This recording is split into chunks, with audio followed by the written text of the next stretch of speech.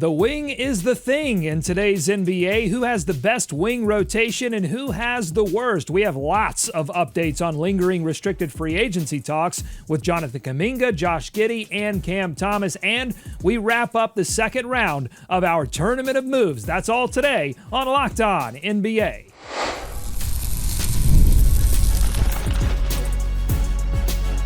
You are Locked On NBA, your daily NBA podcast. Part of the Locked On Podcast Network, your team every day. Welcome to Locked On NBA. Thanks so much for making us your first listen of the day. We are free. We are available wherever you get your podcast, part of the Locked On Podcast Network, your team every day. This episode is brought to you by Monarch Money. Take control of your finances with Monarch Money today. Use code LOCKEDONNBA at monarchmoney.com for 50% off your first year. I'm Doug Branson, host of Locked On Hornets, and your Shot Clock Sherpa, guiding you through the NBA's biggest stories every day with the help of Locked On's local experts. And I have two of the best with me, as always, from the Locked On Nuggets podcast. He is a senior NBA writer for the Action Network. It's Matt Moore. Matt, we're doing best and worst wing rotations today, so tell me, what's your go-to wing sauce or rub? Jamaican dry rub is absolutely stellar. Now, I like painfully hot food. Like, I am one of those sickos that pursues like absolute heat. But if we're talking like a great wing with just for flavor, Jamaican dry rub is excellent. It is so good. It is a very you can actually give that to other humans and they won't cry, even though I prefer blazing, unbelievably Carolina Reaper hot stuff. You also like blazing hot takes as well. From the Locked On Bulls podcast, he's also a Bears and Bulls creator for Bleacher Report. It's Hayes. I find out more and more every day why I like Matt more and more, because I too enjoy extremely hot food. Like, my mom mixes with her hot wing sauce, like the ghost pepper sauce is like the base of it on top of stuff other than that. My dad grows his own pepper. So yeah, hot food's good. So one of the best subs I've ever gotten or gifts I've ever gotten. My wife got me a hot sauce subscription, and it was every single sauce, just a banger. It's absolutely amazing. That is amazing. Hayes, do you have a go-to sauce? Oh man, there's this sauce that I got in California. I don't remember the name of it. I have to go upstairs and get it. But it's the perfect mix of flavor and hot. It's still hot as hell, but it has a really good flavor as well as smoky flavor. It's the best hot sauce I've ever had. I'll be hanging out with Captain Lou in Atlanta with some lemon pepper wings. That is my favorite rub for sure. It is Position Group Week on Locked On NBA, and we are rating the best and worst wing rotations in the NBA today. Let's start with the best. Matt, lead us off. Who has the best wings in the NBA? It's got to be the Oklahoma City Thunder. It's got to be the Oklahoma City Thunder. It's got to be the Oklahoma City Thunder. I mean, you look at it, I don't think Shea can really be defined as such because he is a point guard. But you look at like Jalen Williams has to be characterized there. Chet can actually operate, I think, if you wanted him to, as a little bit of a wing. But even if you leave those out, I mean, look, Isaiah Joe, Alex Caruso, Cason Wallace, I legitimately think is going to be like a star level guy. I think he is going to be phenomenal. When there was a piece on the Thunder defense this season by ESPN, and they asked everybody like, "Oh, who's the best defender?" And everybody was like, "Oh, it's Alex Caruso." It's Lou Dort, and that's Alex Caruso. But they asked Caruso about it, and he was like, "It's Lou, and then me." And he was like, "But Cason's right there." Like, I always love it when great defenders recognize that another guy is right there. Cason Wallace is going to be in that conversation. Aaron Wiggins, Brandon Carlson, like they have a million wings, and they're all good. Hayes. Going through when we were doing this, it was my goal to pick teams other than Matt. This was the one where I was like, I can't. Like, I just can't. The only other one that I think would have been is maybe the Knicks, but that's the gap there is any other team. It's the Thunder, and then several steps down. Whatever you think is the second team, they're several steps down from the Knicks on the wings. The Thunder have the best wings handedly, and you could talk about them losing wings and not taking really a step back. And they have two Defensive Player of the Year candidates in Alex Caruso and Lou Dort. I think they could be in that conversation. Alex Caruso have to play more minutes for sure, but could be in that conversation at any time. But then the drop-off isn't that far from the guys behind them.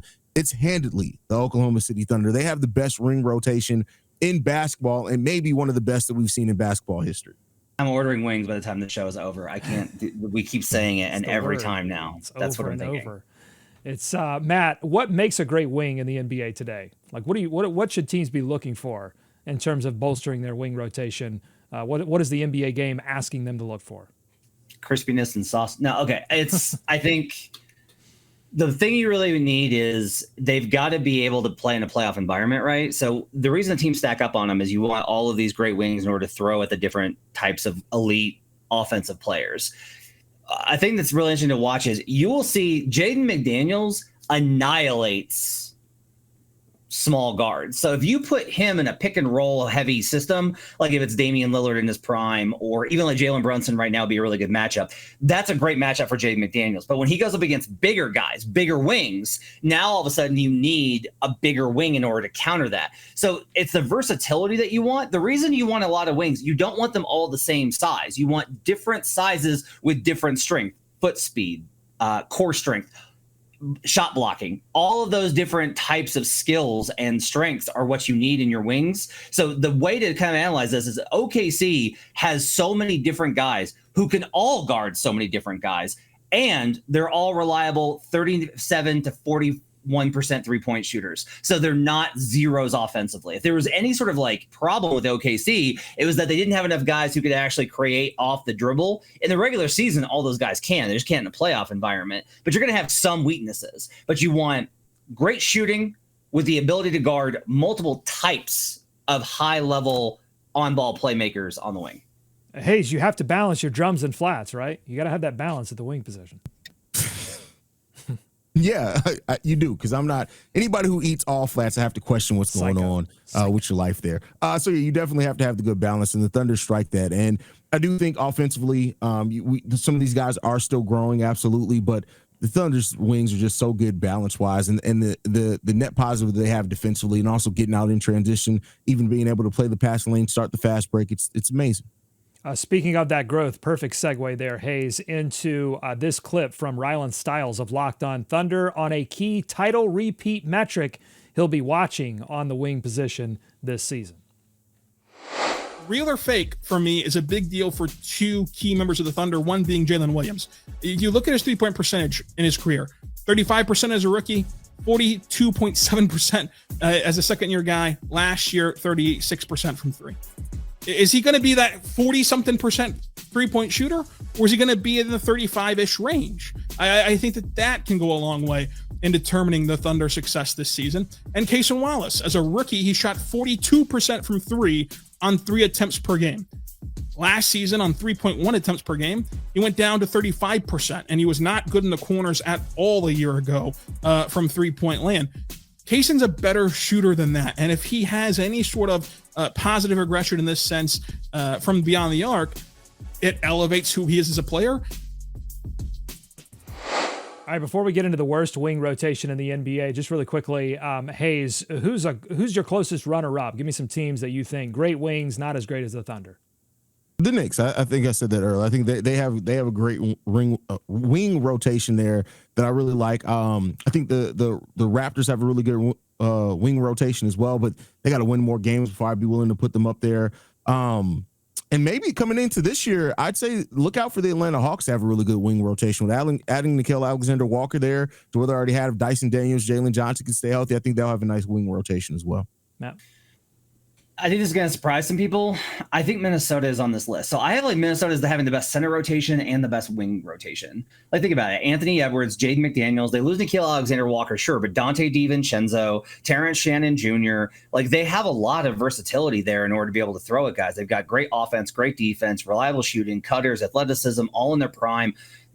I think the Wolves are a little underrated in this aspect. I think Houston has to go on this list as well, mostly because there is kind of this idea that Amen Thompson is closer to being a wing than he is a guard. I think his future is a point guard. Like, I think the future is going to be put the ball in Amen Thompson's hands and let him orchestrate. But for right now, he definitely plays a lot at the three. So I think that has to be in the consideration as well. And if we're going to talk Thompson, well, you got to throw in Detroit there as well, because Cade is like a point wing, right? Because he's able to do so much in terms of defensively and all these types of things. And then on the other end of it, you've got guys like Jaden Ivey, and you've got even Tobias Harris is still like a very good member of that core. I really like what they did with Karis LeVert and Duncan Robinson. I think Detroit's on that conversation as well.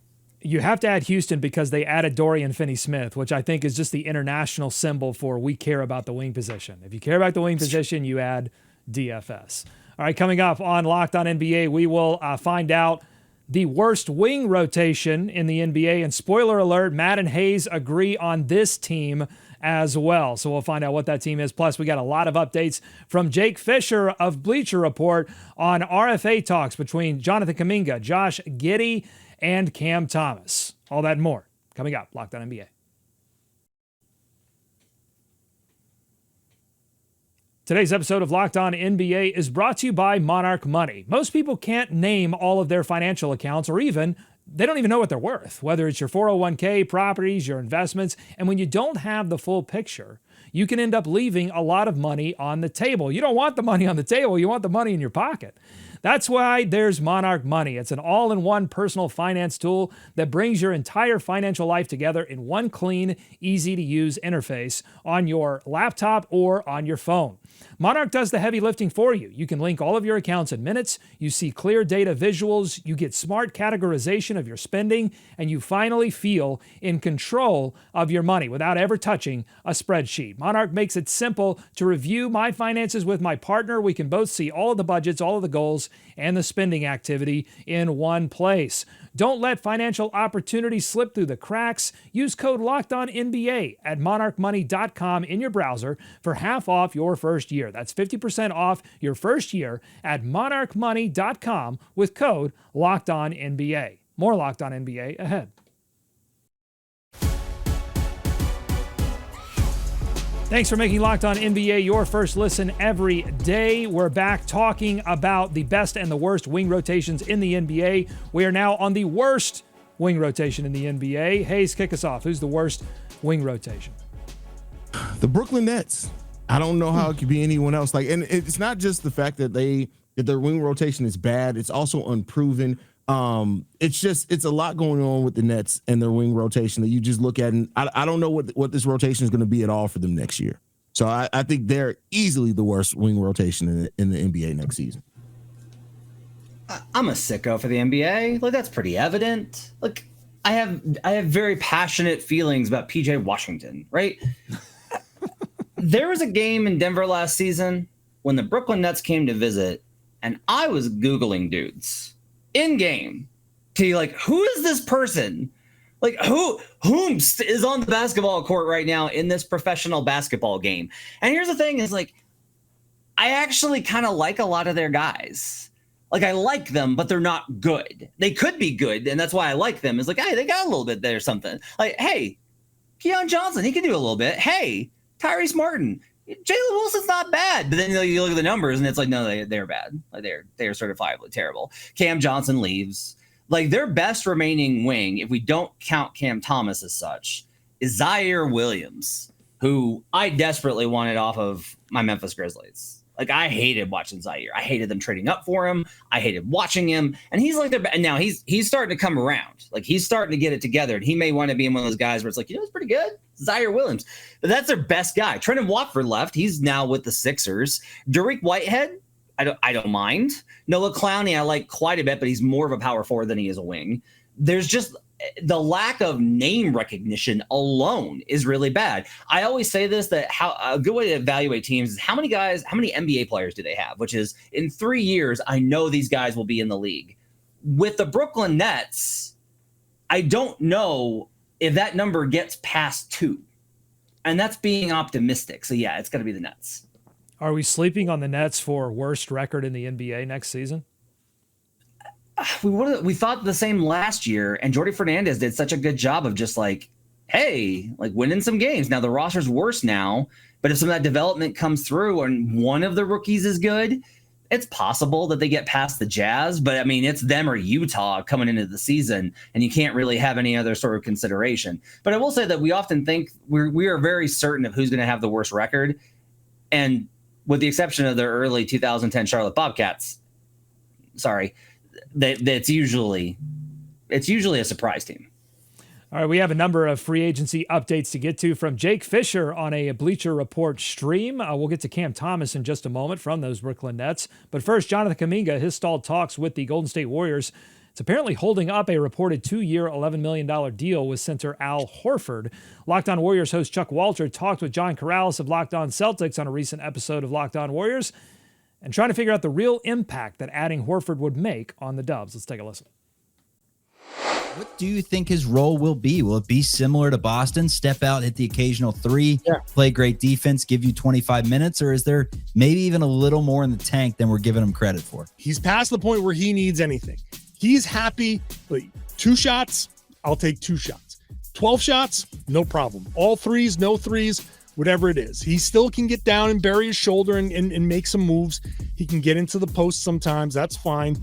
But I think he is more of a perimeter player, but short roll, rolling to the rim, popping out to the 3, all of those things are there. The passing is still very much on point. Offensive execution, he's a very smart guy. He'll get it. Defensively, he's a great anchor to the defense. He'll be there. He'll learn the terminology pretty quickly, and he'll be a great anchor to the defense, especially, when you're dealing with Draymond and what he does for the team. I think the key is Al, just the drop off from Draymond to Al is not as great as you might think a guy that age might be. Hayes, the Dubs want to win. They want to win right now. They're running out of time. Is getting a deal done with Al Horford important enough to give in to some of Kuminga's demands? Man, I think so, especially if you think that Al Horford is going to sign elsewhere just because he gets tired of it. Like, he's been waiting this long. What are we, 51, 52-ish days since the start of free agency? They got to get something done. I think even if it's not just for the Al Horford part of it, just so you can fill out the rest of your roster. Like, training camps open up in like 4 weeks, and the Warriors still have quite a bit of work that they need to do on the roster. Sure, guys are willing to wait because they want a chance to play with Steph, Dre, and Jimmy, but I think you just need to get this business done just so you can move on and move forward and get ready for the season personally.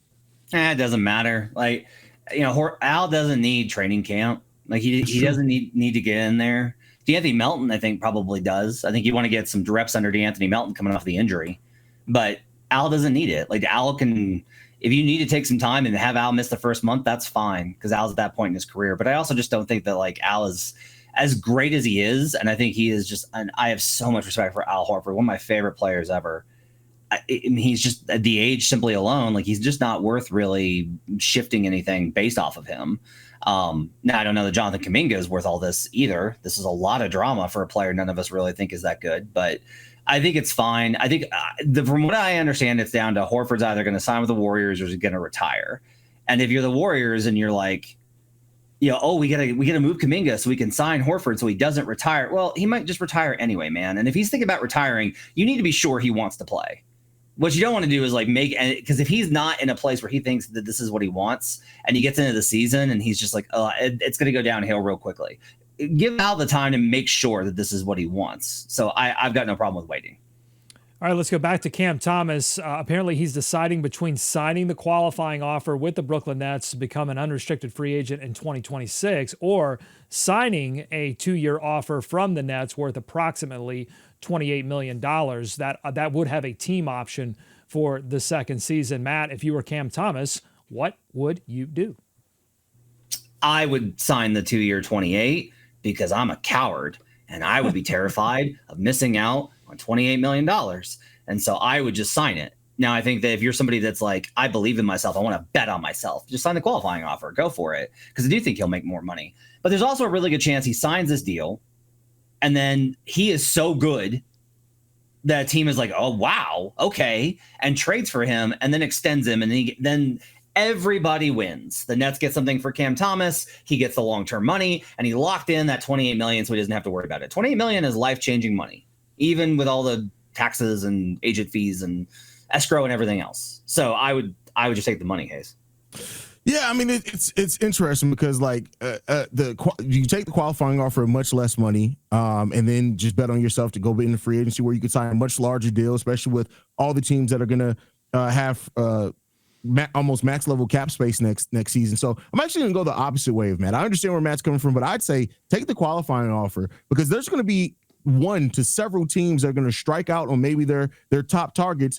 And then they're going to be left pivoting, and a scorer like Cam Thomas sitting in there, they'll still be willing to pay. So I get it. The 2-year deal isn't necessarily that long either. Where do you get back? But we know there are going to be a lot of teams looking to spend money next offseason. I'd bet on myself and try to get the bag next offseason rather than sit around, because what happens? You sign a 2-year deal, you get hurt. Teams, you run into another free agency where teams don't have a lot of money, and then you're right back where you are now.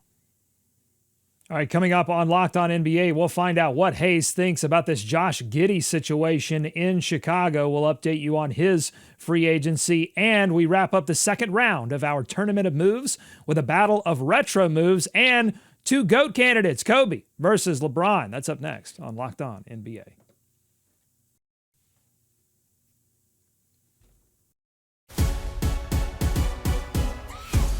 Thanks again for making Locked On NBA your first listen every single day. Josh Giddey and the Chicago Bulls have reportedly made no progress in their talks on a new deal. The Bulls are offering around $20 million per year. It seems like Giddy wants $30 million per year, and the Bulls are not interested at all in trade talks. Hayes, who's going to win this staring contest? Man, I think the Bulls are going to more win it than Josh Giddey wins it. I do think both sides are going to eventually come off of, a little bit of what they're asking. But I think the Bulls are going to more win this because they're going to get a player in Josh Giddey on at least a 3-year, I would assume maybe a 3+1 deal on a fairly reasonable contract, with having a clear cap sheet going forward. The Bulls have, I think, the most. They're slated to have the most money next year in the offseason. So I think maintaining that is a big thing for them as well. So I'd say the Bulls win this more than Josh Giddey wins. But if Josh Giddey can get that to be a more 3-year deal to where he can enter back in free agency in 2020, when he's 25 years old, I think it'll be key for him as well. Matt, is Josh Giddey being a penny wise, pound foolish? I mean, I don't think so, because he's just fighting for what he thinks he's worth, and he doesn't have leverage, and so he's hoping that something changes. It's like, what's really the difference? What's the difference in now and training camp?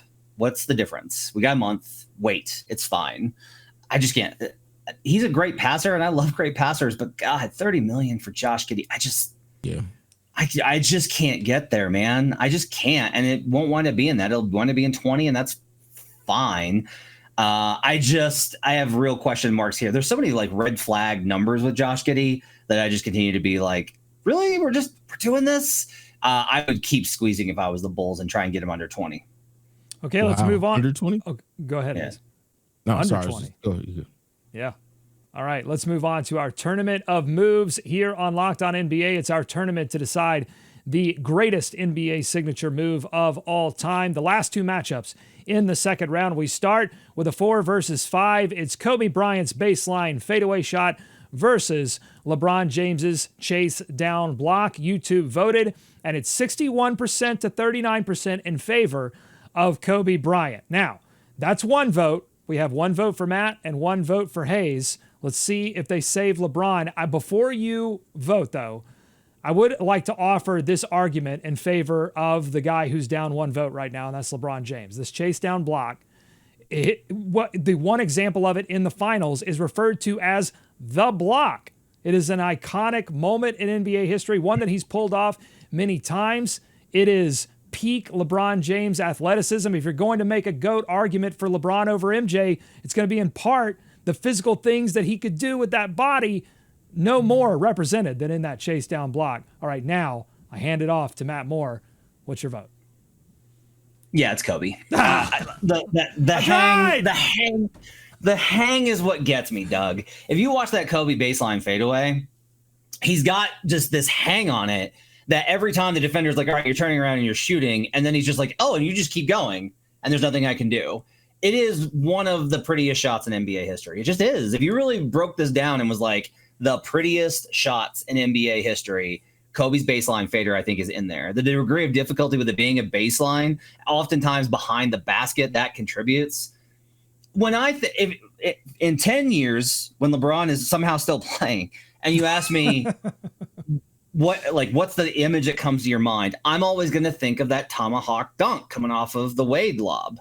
Like, that's what I'm going to think of. I will not think of the block first. It is the biggest moment in his career this is close. It's really close. But for an aesthetic point of view, I can't get past how cool.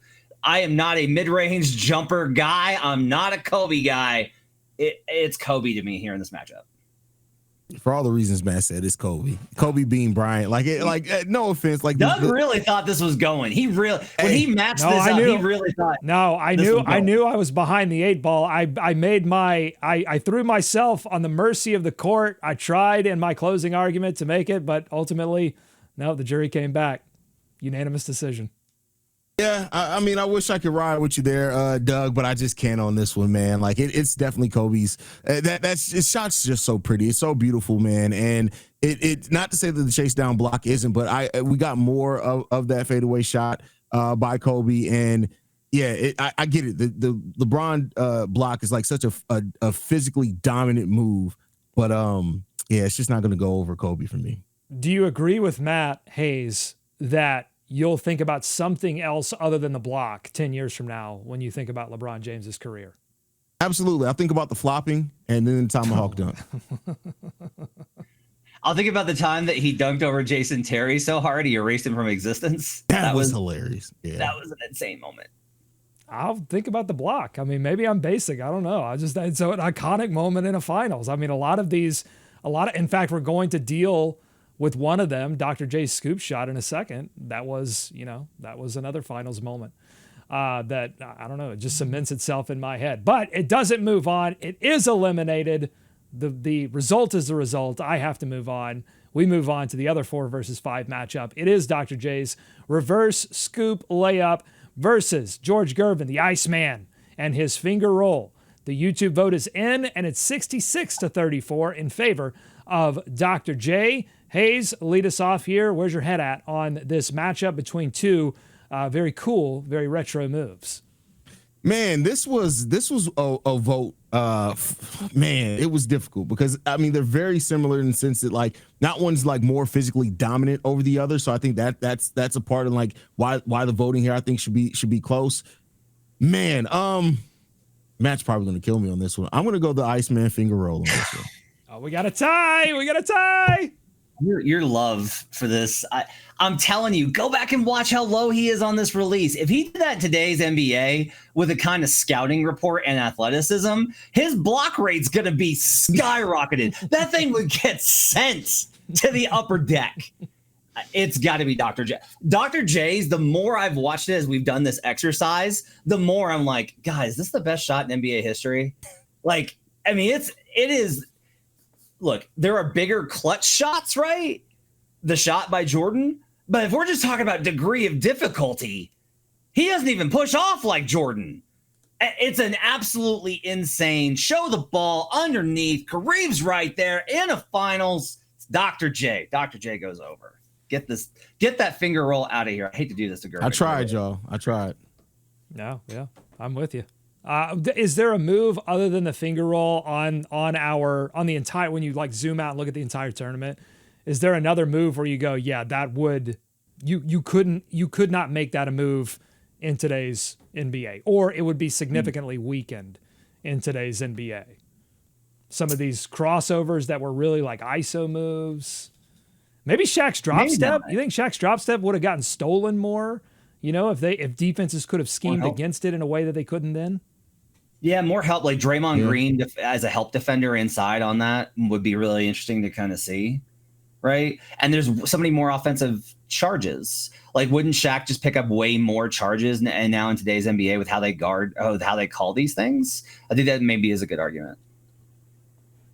Hayes, what do you think? Anything? No, I agree with you on that one. I definitely think that you made a great argument. Like the game now, I would love to see a lot of these moves done in the game now, like all things even, because I do think with the athleticism, with the length, that's a lot more common now. No hand check, like that it would make a pretty big difference for positively and negatively for a lot of these moves. But Shaq's, it'd be interesting to see, is what I'll say. I don't know how effective it would be with the help defense and everything, but I still think it'd be a dominant move. I'm kind of shocked that Matt didn't go with the sky hook. He has been down on the sky hook this entire tournament. We'll see. It does move on. It will be featured in the Elite Eight that we do next week. Its time is coming. Just I'm not letting this thing get to the final. I'm not letting it. All right. Well, you can have your say on YouTube. If not, right after this episode, very shortly after this episode, I'm going to get the polls up for the Elite Eight. So you can go and vote. YouTube.com/@LockedOnNBA. Head over to the post section and you can vote on the Elite Eight matchups that we will discuss. We're going to finish this tournament next week. So you're going to get to vote on Elite Eight, Final Four, and the final matchup. If you like what you heard today, subscribe to Locked On NBA wherever you get podcasts, including YouTube. Thanks so much to Matt and Hayes for their expertise every day. Thank you for making Locked On NBA your first listen. Until next time, be kind to each other. We'll see you right back here tomorrow to wrap up the week on Locked On NBA.